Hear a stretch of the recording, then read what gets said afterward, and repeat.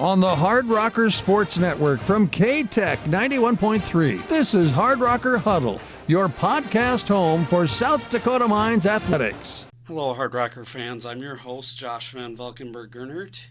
Today is the 7th episode of the Hard Rocker Huddle, and today I'm with Director of Cross Country, Track and Field, Steve Johnson.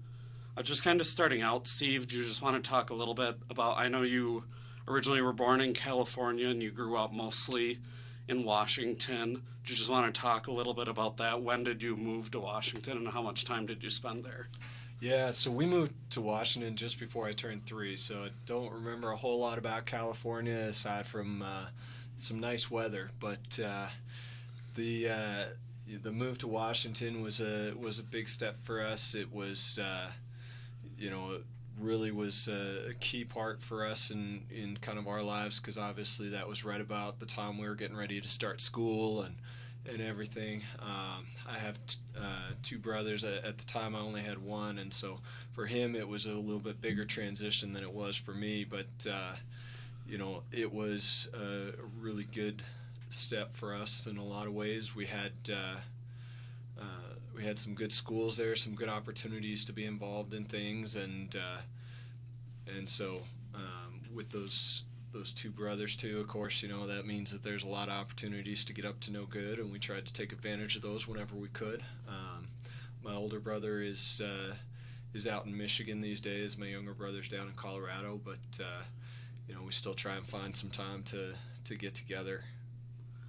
Yeah, you mentioned those two brothers. How close are you in age? And then was it, I'm a kid of 3 older brothers, so I know how competitive it can get with brothers. Were you guys pretty competitive as well? Oh, definitely. I think that was a big part of what kind of motivated my competitive drive over the years. My older brother was just 3 years older than me, and then my younger brother's about 4 years younger than me, and so it's always when you're the middle child, it's always trying to create your own path and find a way to stand out a little bit, because everybody sees the oldest and the youngest, and sometimes you do feel a little bit like you're the one that just kind of slides right through. But no, my parents were really good about making sure that we had those opportunities along the way too, and my mom knew from an early time that I was in love with sports and everything that I could do with them, and so she always made sure that there was a little bit of money in the budget to be able to get us some sporting opportunities, baseball, soccer, and then of course once we got into school sports, basically anything but football was fair game, and so tried to take advantage of as many opportunities as I could, and it was just one of those things that when you find something that really sticks, you just know it. And I remember being in my freshman year of high school and still thinking that I was just an all-around athlete, and I'm out, my neighbor had played tennis, and so I thought, hey, he's a good athlete. If that's what good athletes do, then that's what I want to do. And so I was out playing tennis, and we were at practice, and I kept watching the cross-country kids coming back in from their runs, and I'd see a couple people that I knew, and so that then made me start counting heads, and I'm like, oh, well, I'd fit in right about there, I think. And one day the tennis coach got tired of people hitting balls over the fence, and so he did what most coaches in most sports do, and says if anybody who hits the ball over the fence has to run a lap.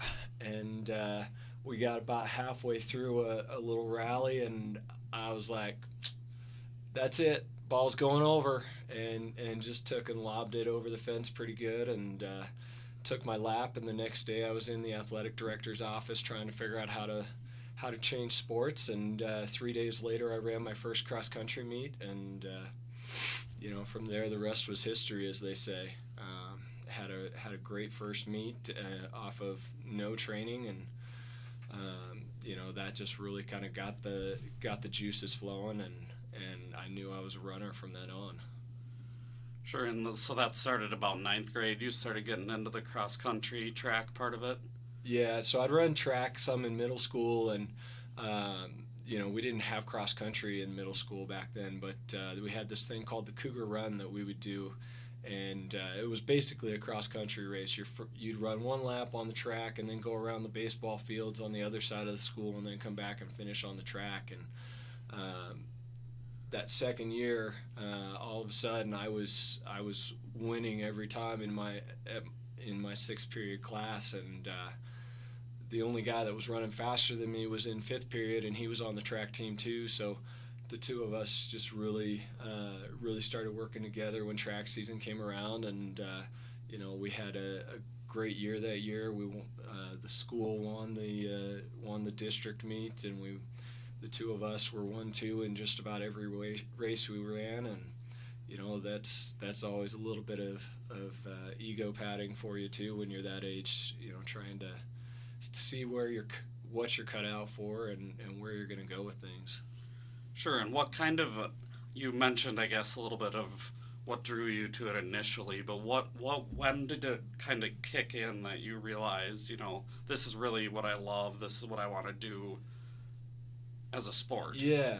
I think going through that freshman year of high school, I already knew I wasn't going to be a basketball star, so going out for the basketball team wasn't something I was going to do, and I needed something to kind of fill the time. I was already starting to figure out that I was a better student when I had sports going on, and so it was one of those things that kind of kept me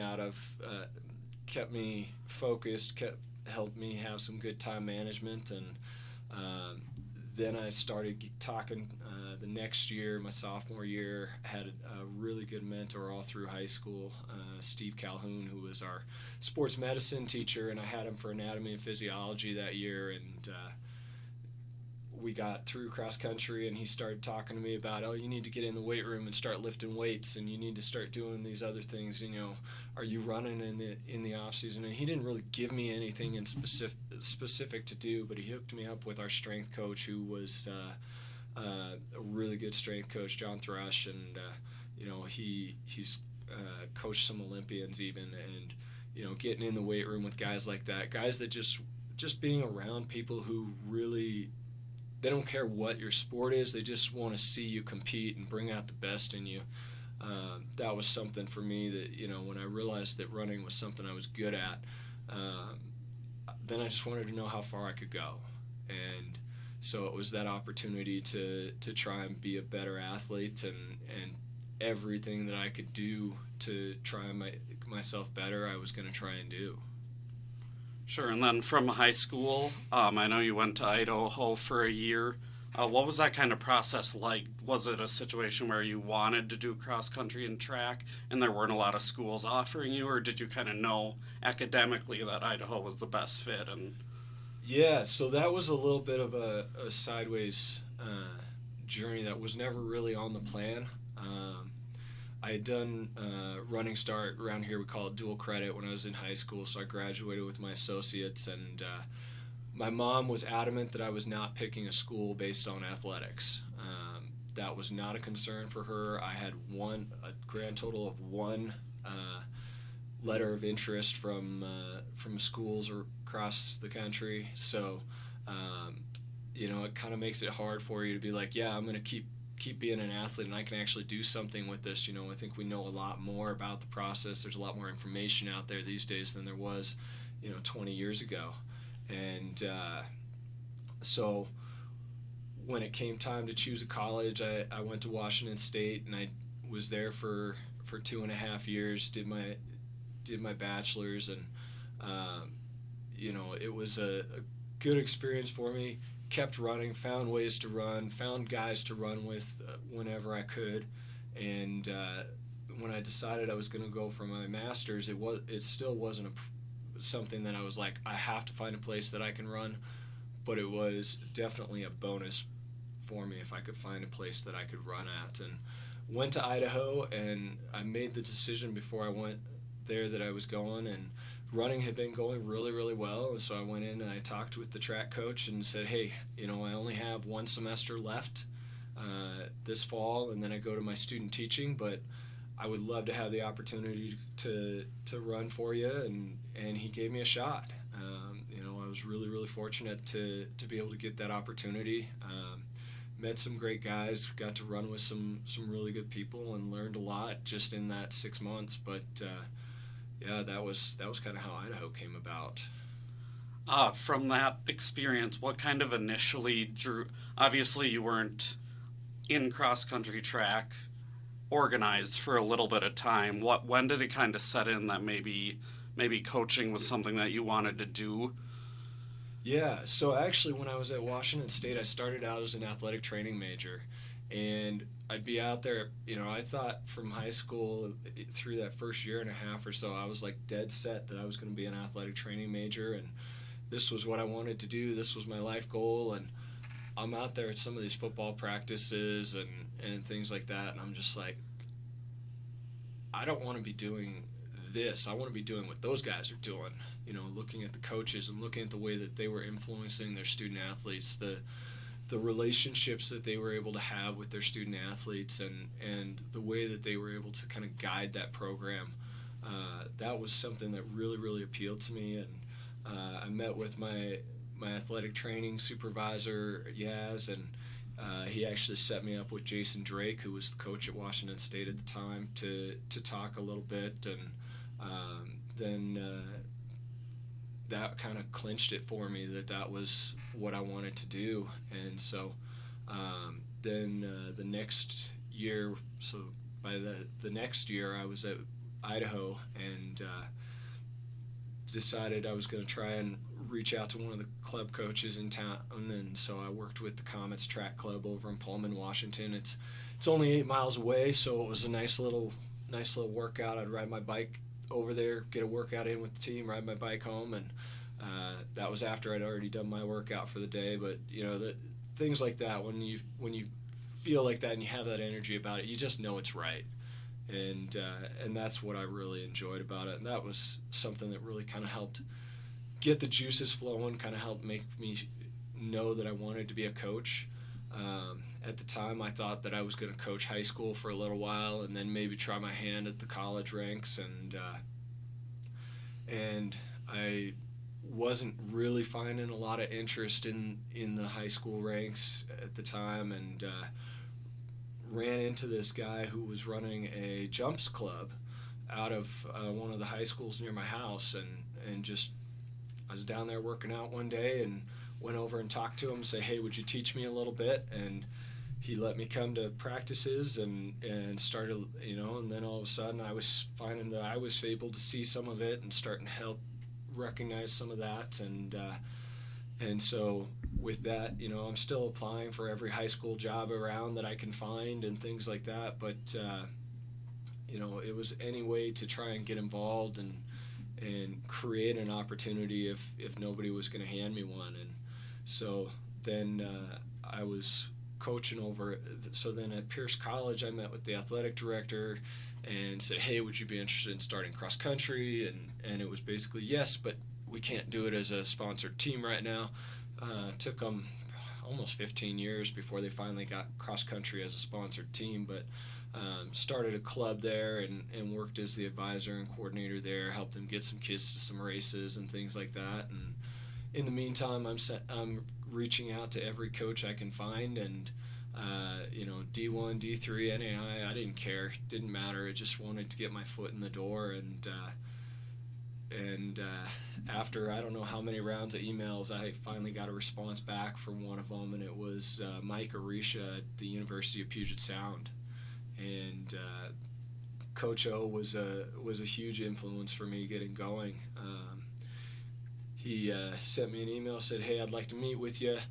Went in to meet with him, and he's like, so here's what the job is. I know you're a distance guy, I get that, but what I really need is I need a long and triple jump coach. And I said, well, I haven't done a lot of that. He says, well, you have some on your, it says on your resume you've been spending some time doing that, and you have a background in kinesiology. He's like, I think you can figure it out. Can you figure it out? I'm like, okay, if this guy's going to take a chance on me, then I better take a chance on myself right now. And so I said, yes, I would have been a fool to say no. When I was at the Comets Track Club, the coach there at the time had told me that if I wanted to be if I ever wanted to make it as a professional coach, that I better learn to coach something other than distance. And so I'd already been trying to take him up on that advice. And here's an opportunity hitting me in the face. You kind of have to take it.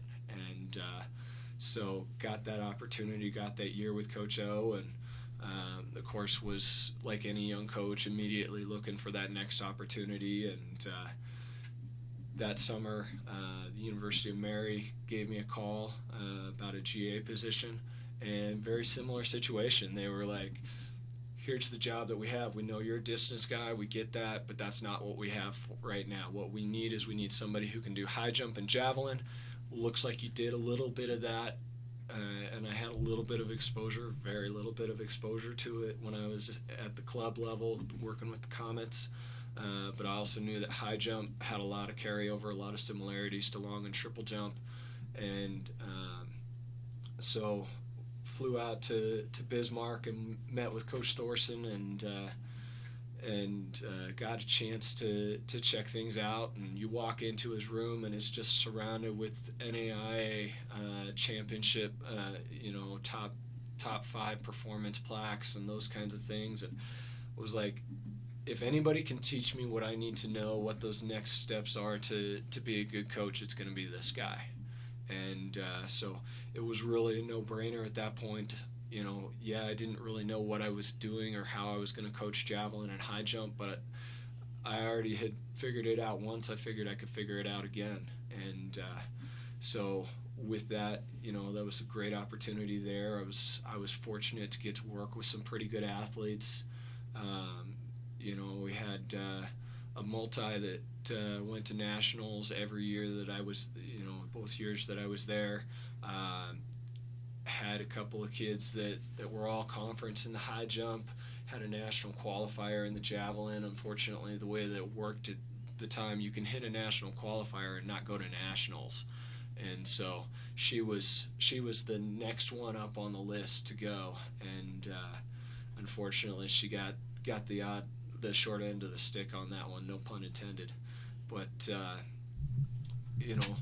started looking around as I was getting ready to graduate up there, finish my master's there, and had some applications out. Same thing I did before too. Just emailing anybody under the sun.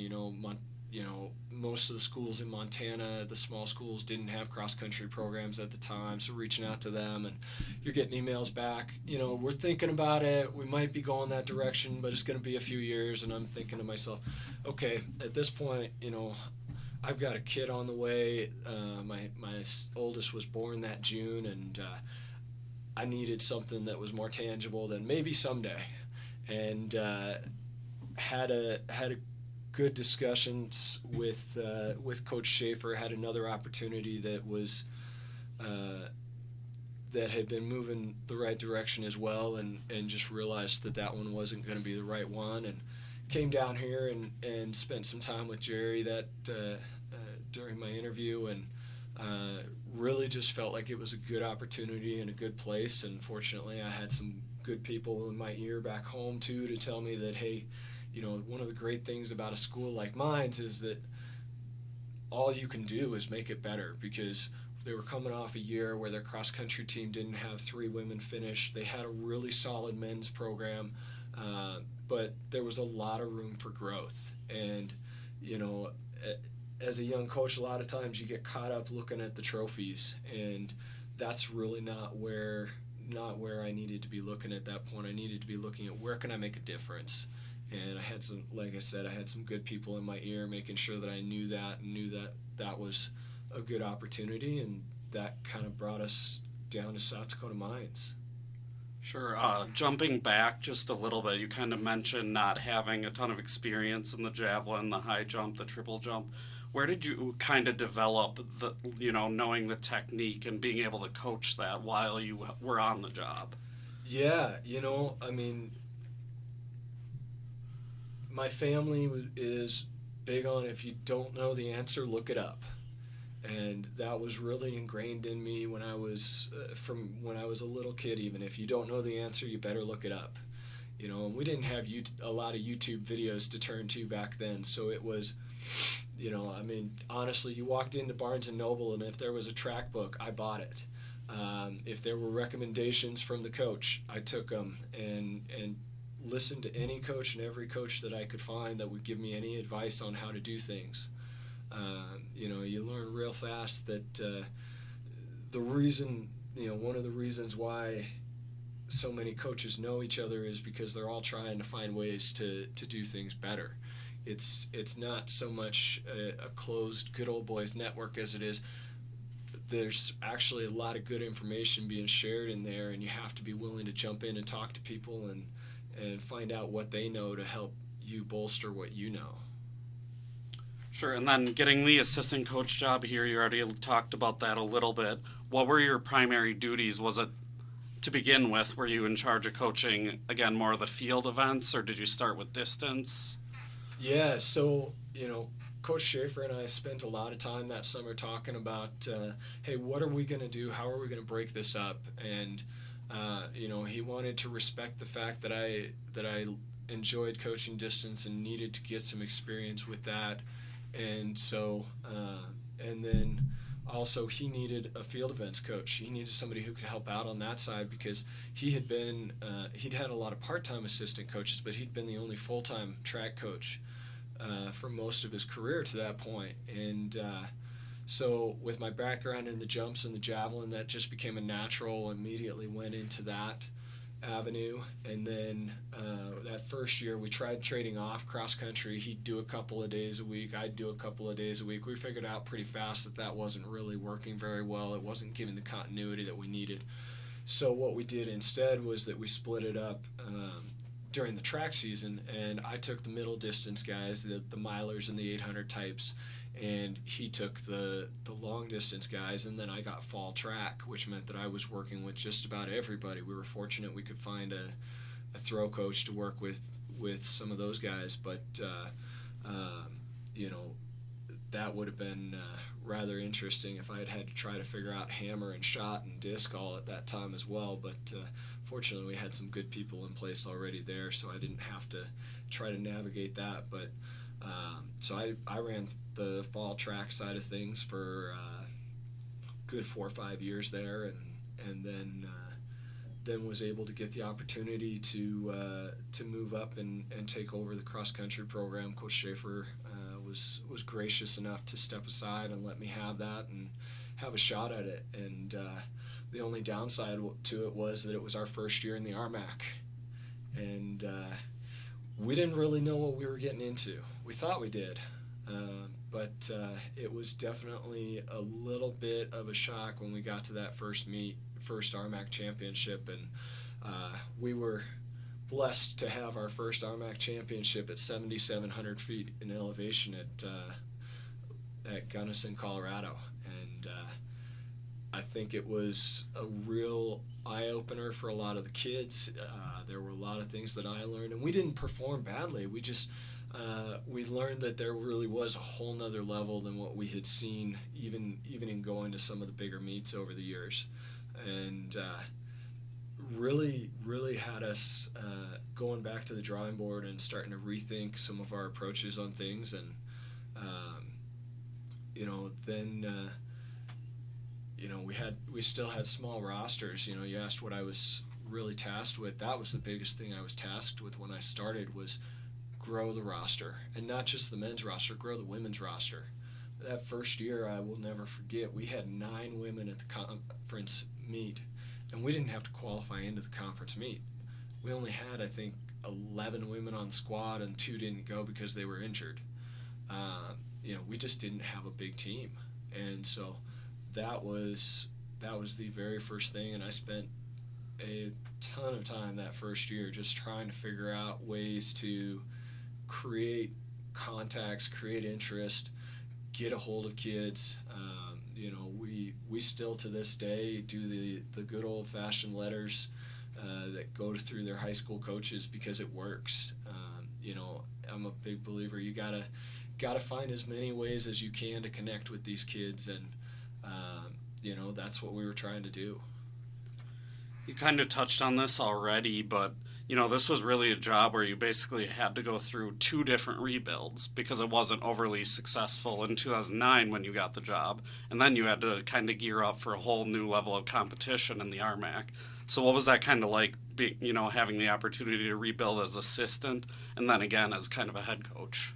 Yeah, one of the things, when Jerry hired me, one of the reasons he hired me was that he felt like there were a lot of things that we were already on the same page on. We had very similar backgrounds and experiences, and I think one of the things, whether he recognized it at the time or not, that was really key is that we both really like to build things. We both like to be handy, so it was one of those things that I looked at it just like I would a project around the house. It was an opportunity to get my hands dirty and to try and do something to create something new. And sometimes when you're creating something new, you're starting from scratch. Other times like this, you actually have some decent foundations to work with, and you just need to add on. It's like doing an extension to your house. You can either build a sunroom or you can build a house that, you can build an extension that looks like it was always there. And that, I think, was really kind of always our goal between the two of us, was to build something that looked like it was always intended to be there. And so, in both cases, that was what that rebuild was all about, was trying to make it as normal and reasonable as possible for the kids that were in the program, so that they didn't feel like we skipped a beat and that we weren't pulling attention away from them, while at the same time knowing that we had to put a little bit more time and energy into the recruiting side of things. And the nice thing, obviously, about having two people doing recruiting versus one is you're already at double the time, and the nice thing is that you sometimes get lucky and you can provide more than double the production. Yeah, and obviously there has been some growth in the program from, you being the first full-time assistant. Now you have two full-time assistants. So what other areas maybe have you seen, pretty significant growth, maybe since you were an assistant or since we went D2? Yeah, like I said, our women's roster when I took over was I think 11 that first year, and we're at 25 to 27 on any given year now on the women's side. Still have a little bit more work there to get to that goal of about 30 to 35 is kind of where I've always wanted to be on that side, but we get a little bit closer every year, it feels like, and we're definitely much more consistently in the mid-20s than we were in those early years. So that's always been a huge bragging point, if you will, for me, is that we've been able to more than double that women's roster. Especially on a campus that's only 25% female, it's a huge task.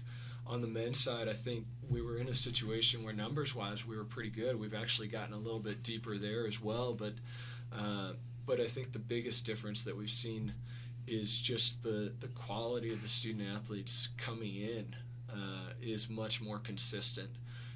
We had when I got here, one of the things we did a few years in was to sit down and start setting some basic recruiting standards, so that we had some idea. Okay, this is what we feel like we need to be getting in terms of being successful. And it was a little bit of a shift.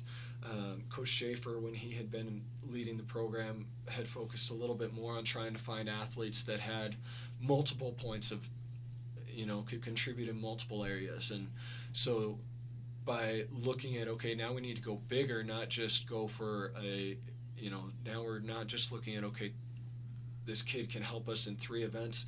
We're okay taking a kid that can help us in 1 event because there's more of us to go around. I think really helped a lot in the overall recruiting too, because I think kids like to be part of something that's bigger than themselves. And one of the things that I ask a lot of people and try to look at as well is, what do other sports do well in their recruiting? What makes a kid enjoy football, for example, so much more than they enjoy track and field, and trying to be able to answer those questions, and then try and figure out how can we take and apply some of those lessons to our sport. And I think those have been huge things in our recruiting that have made that a lot better. and things that we've built on. Sure, and then from there, kind of just talking a little bit about this season.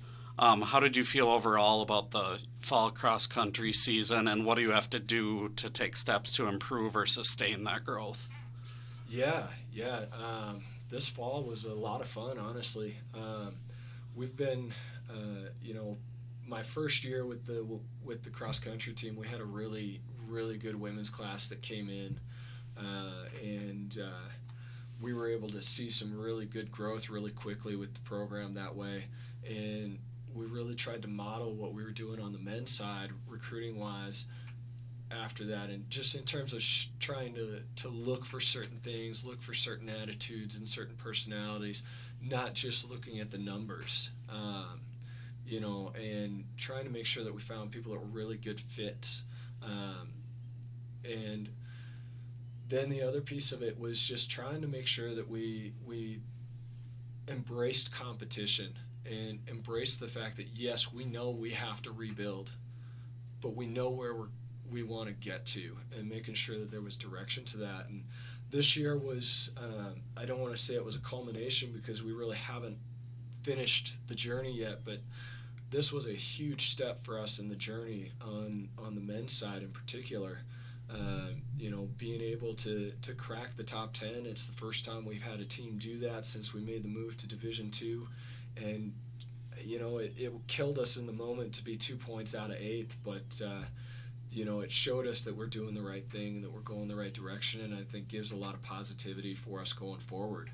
On the women's side, it was a little bit of a justification in some ways of some patience. After that first class that I'd had graduated, we did see things go backwards just a little bit, and just to see those kids keep fighting and keep building, and see the way that they embraced the challenge of bringing us back off of that has been huge. I mean, those women are amazing. Their attitudes, their perseverance is just incredible, and to get them to a point where they got to see, hey, we're making real progress. A couple of years ago, we were basically at the bottom of the region again, unfortunately, and like we were when I started, and for them to rebound from that and to come out and they darn near made a top 20 finish. I think they were 20th on the tiebreak, and that was amazing to me, and it really that day too, it really kind of set the tone for what was going to happen next. So it was really exciting to see that and to see them get to do that. Yeah, and this region, this conference is not. I mean, cross country is no joke in this conference. You have Adams State; they're a powerhouse. They won, I believe, the national title this year. A couple other top 5 schools every year. So how hard is it to kind of look at that and be like, this is where we want to get to, but that's a journey to get there? Yeah, well, it's one of those that it gets harder every year too, because it feels like it's a little bit of a moving target here in this conference as well. Every year we feel like we get a little bit better, but every year it feels like the conference gets a little bit better too. And I think this year was a great example of that when you look at the men's side, and and I think it was 9 out of the top 10 teams at the region meet came out of one conference. And some of those top teams in the Lone Star, they haven't been any slouches either. They've made it to nationals in the last 3 years as well, and to see just how deep our conference was we knew it was going to be tough. We've always known it was going to be tough in this conference, but we just keep trying to get a little bit better. We have, the nice thing is that we've been able to kind of quantify things a little bit for the kids, which works really well. Here is when you can put numbers on things, and I think makes it a little bit more real to be able to say, this is what we want to do, this is kind of where we need to see you. But I think it also made a big deal, made it more important to the kids too, and on the track side, because we were able to quantify things in terms of, here's where we need to be in track season to try and hit our goals in cross country. And with that, we've seen a lot of improvement since we started looking at it that way. We've seen a lot more growth on the track side of things too with those kids. And when you get distance runners bought into training year round, and understanding that everything is layered and builds on each other, man, it really helps move things forward fast.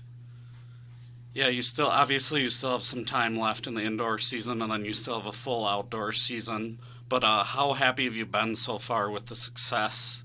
Indoor, the men just had a second place finish. That's a pretty big accomplishment.